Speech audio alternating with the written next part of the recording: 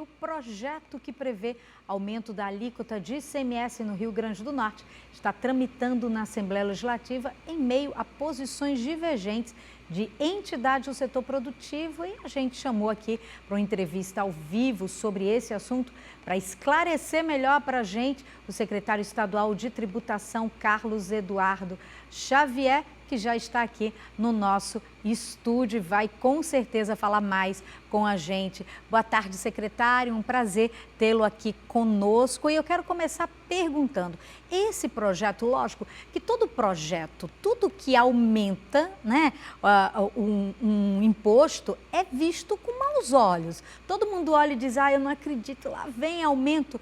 Mas esse projeto encaminhado pelo governo do estado, qual é o lado positivo desse projeto e por que o governo está apostando tanto nele? Boa tarde, Carla. Boa tarde aos telespectadores do Jornal do Dia. É preciso contextualizar.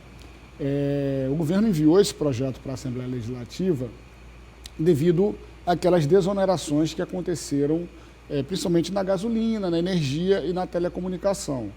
A gente, no ano de 2022, Carla, nos 4 meses que sucederam essa alteração nas alíquotas do ICMS, a gente já teve uma perda no meio do ano fiscal de quase 300 milhões de reais. Se a gente multiplicar por 3, né, se a gente está falando de 4 meses, para chegar em 12 meses, a gente projeta para 2023 uma perda quase na casa de R$1 bilhão. Nós não temos condições de arcar com essa projeção de prejuízo. E é sempre importante dizer que desse 1 bilhão, 250 milhões de reais são repassados aos municípios. Então, o prejuízo vem para o cofre do governo do estado, mas vai também para os 167 municípios. Então, o governo enviou um projeto para a Assembleia Legislativa recompondo, eu digo sempre recompor, não digo aumento, porque esse aumento que nós estamos falando, ele aumenta de 18% para 20% a alíquota modal, que é a alíquota padrão do ICMS, mas também ele reduz de 18% para 7% a alíquota dos produtos que fazem parte da cesta básica. Aí como seria isso, secretário? No caso, nós teríamos, de uma forma bem clara, uma redução no preço da cesta básica? Da cesta básica, sim. Né? A carga tributária, efetivamente, hoje aqui no estado, nos produtos da cesta básica, ela é de 12%. Nós estamos reduzindo para 7%. Então, esses produtos, feijão, arroz, por exemplo, eles terão uma tributação menor. Já os demais produtos, a gasolina passaria de 18% para 20%, roupas passaria de 18% para 20%. Então, é uma forma que o governo buscou para equilibrar essa recomposição das nossas receitas sem onerar tanto os principais produtos que estão na mesa dos norte-riograndenses. Então, quer dizer, esse é um ponto positivo. Esse é um ponto positivo. E isso só é possível havendo o aumento e incremento do outro lado? É lógico, a gente está tratando de um projeto de lei que busca reequilibrar as nossas finanças.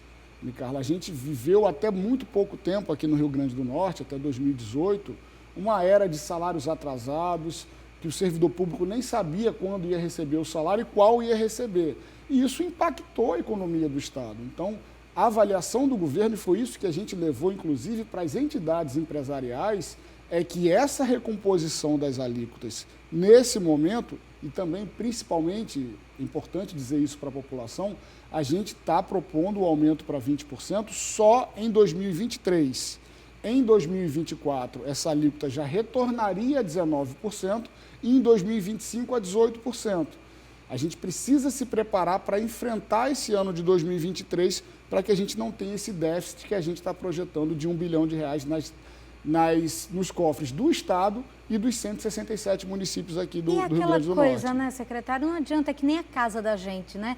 Quando cai, você tem um salário e você começa a receber menos, você tem que cortar. Então tem que se ver de uma outra forma onde se aumente a receita para que aquilo que está saindo não impacte tanto. É mais ou menos isso que está acontecendo? É mais ou menos isso, foi perfeita a sua comparação, mas tem uma pequena diferença. Na nossa casa, a gente consegue cortar uma saída para o cinema. A despesa pública, ela tem uma característica rígida. Você não consegue demitir as pessoas, não consegue reduzir salário dos servidores, e nunca que a governadora faria algo nesse sentido. Então, para você reequilibrar as contas, num contexto de perda que a gente está tendo como esse, é importante aumentar as receitas, e é isso que o governo está fazendo, recompondo a sua receita, e também sempre importante lembrar que recompõe as receitas dos 167 municípios do estado. É isso que eu queria te perguntar agora. Existe uma estimativa de que os municípios do Rio Grande do Norte podem perder cerca de 197 milhões de reais em 2 anos se esse reajuste do ICMS não for aprovado.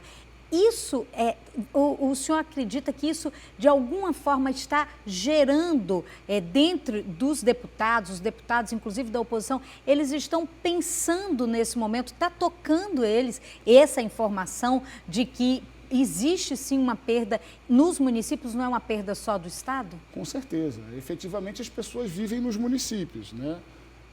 E você ter uma possibilidade de recompor as receitas dos municípios com essa medida, ela vai sim levar um apelo maior para os deputados do nosso estado, porque a gente está falando aqui não somente das receitas do governo do estado, do Poder Executivo Estadual, a gente está falando da recomposição das receitas de todos os municípios do nosso estado.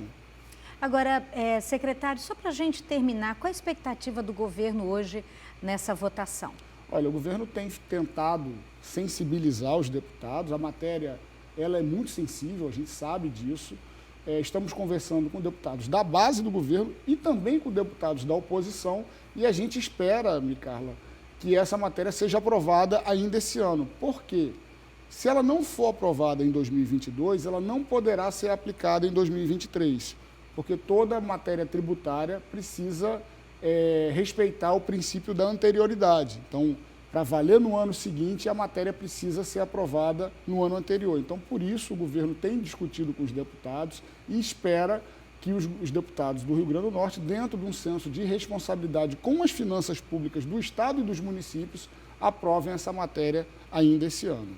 Secretário de Tributação, Carlos Eduardo Xavier, muito obrigada pela sua participação aqui com a gente hoje, prestando esses esclarecimentos tão necessários num dia de uma votação tão importante quanto essa aqui no Jornal do Dia. Obrigada. Obrigado, Micarla, e boa tarde aos telespectadores do Jornal do Dia. Obrigada, secretário.